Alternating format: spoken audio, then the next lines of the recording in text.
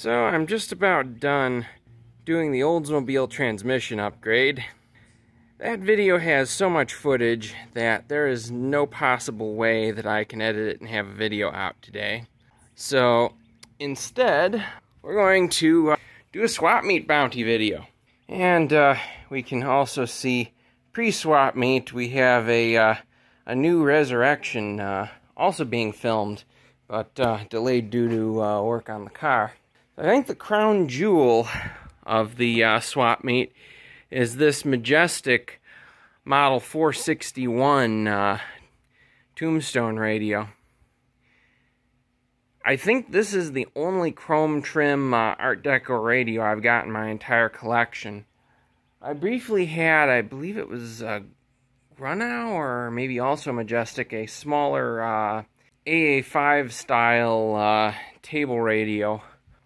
One of the curtain burner cord style ones. That one was in much worse shape than this and missing some pieces.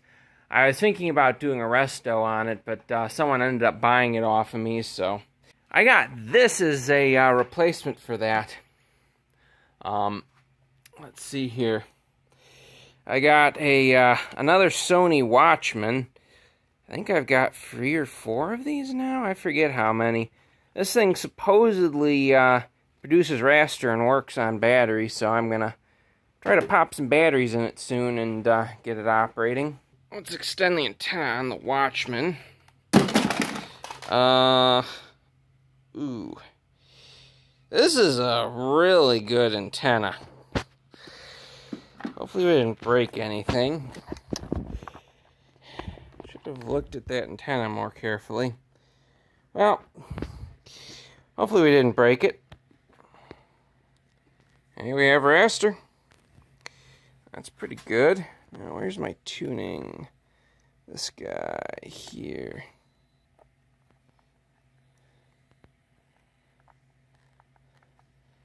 And UHF or VHF? UHF, that's the problem. So let's... Ha! Okay. Watchman works. That's pretty good. The antenna can be unscrewed from the case and replaced. So I'm going to have to find me a better antenna for this, but honestly, it's hard to complain. It's working pretty decently. Sweet.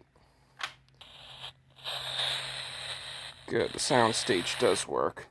I don't transmit any sound on that test pattern channel when the test pattern's on, so. I got a 120 to 240 step-up transformer. I think this also is capable of isolation.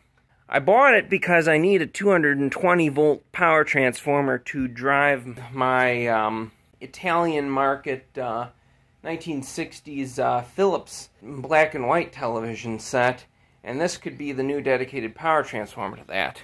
I got a nice little companion set to my Motorola VT71s. This is a, I need to open the back to look up the model number. I might also need to put the dial string back on.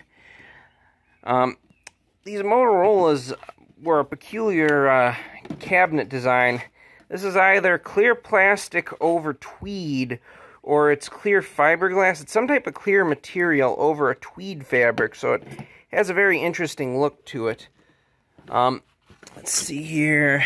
What's the model on this thing? 68L11. Oh, it's got the knob fungus inside it, like some of the early plastic knobs did. Hey, you can actually see light through the plastic. That's pretty cool. Somewhere in my archives, I have a advertisement that shows both the Motorola VT71, which I have one of those TVs, and this portable in an advertisement. And this is a nice little companion set to have with those. I think this only cost me $3. Satchel Carlson. I think I have the black cabinet version of this radio. They were a pretty cool design. 6-tube chassis, I believe with an RF stage, so it's a good, strong receiver when rebuilt properly. There's no chassis bolts. You see those little white plastic studs and the little springs? You basically disengage those springs from the groove in the plastic stud on all four corners of the chassis, and the chassis drops right out of the cabinet, or the cabinet lifts off, depending on your perspective. Got an SWR meter and an apartment intercom panel phone from the 20s. This was dirt cheap, so why not? I also got a nice cheap, I think this was 25 bucks, a Zenith Transoceanic Royal 1000. You can tell it's a 1000 because the 3000s touted, I think down in this corner, that they were AM FM.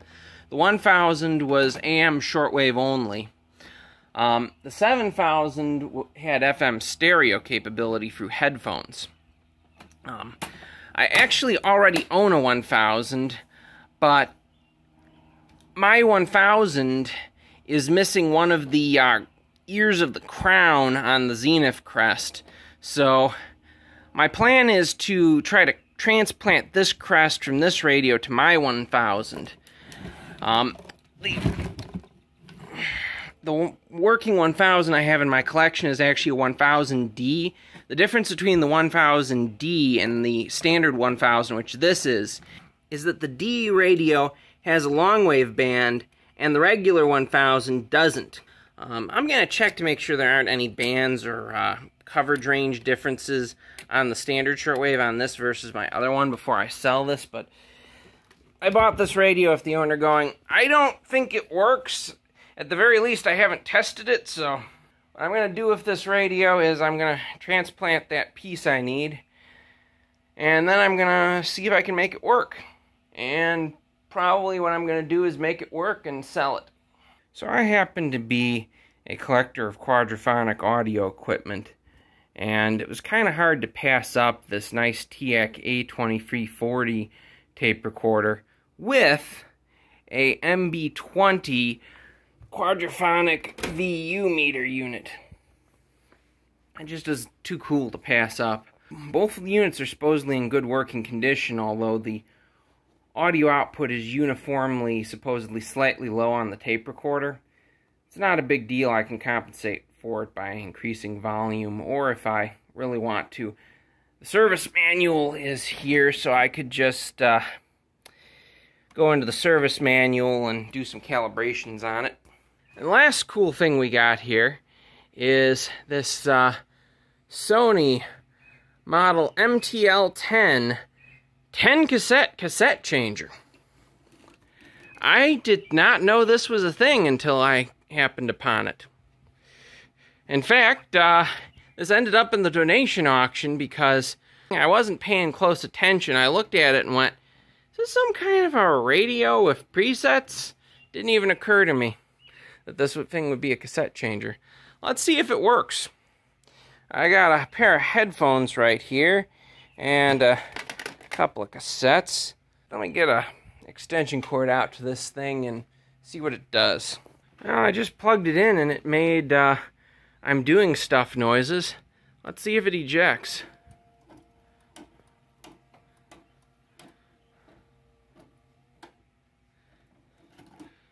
Looks like it does. So that's interesting. So we can select the NR on the tape, and we can select whether it's metal, normal, or chromium.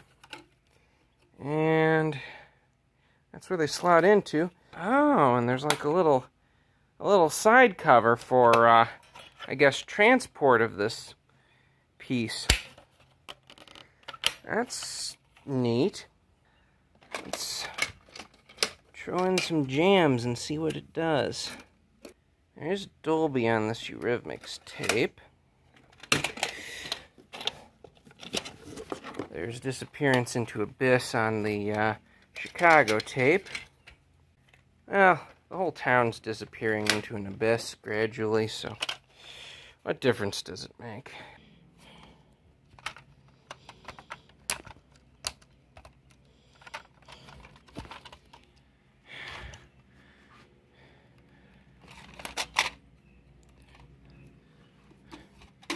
Okay, so I think that was all the tapes I got. I need to hook my headphones into this sucker and see if I get anything.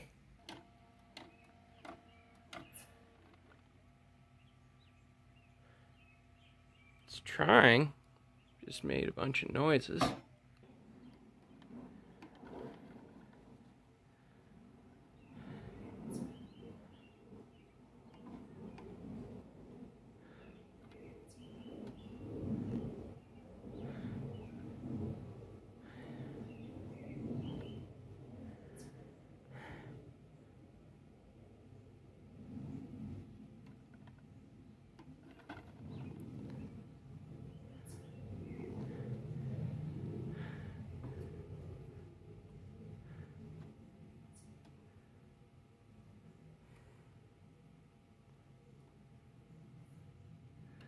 Loaded tape on the 10 end.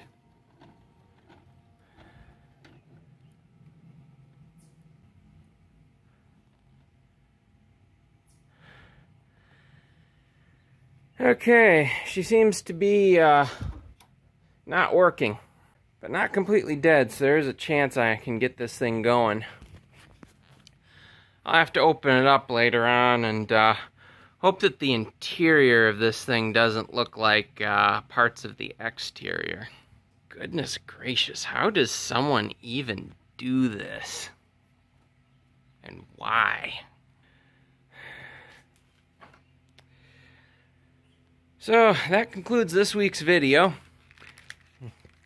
Hopefully next week I'll be able to make you guys a longer, more full-length video. Either Resurrection, an Oldsmobile transmission swap, or maybe even an EOL. We'll see.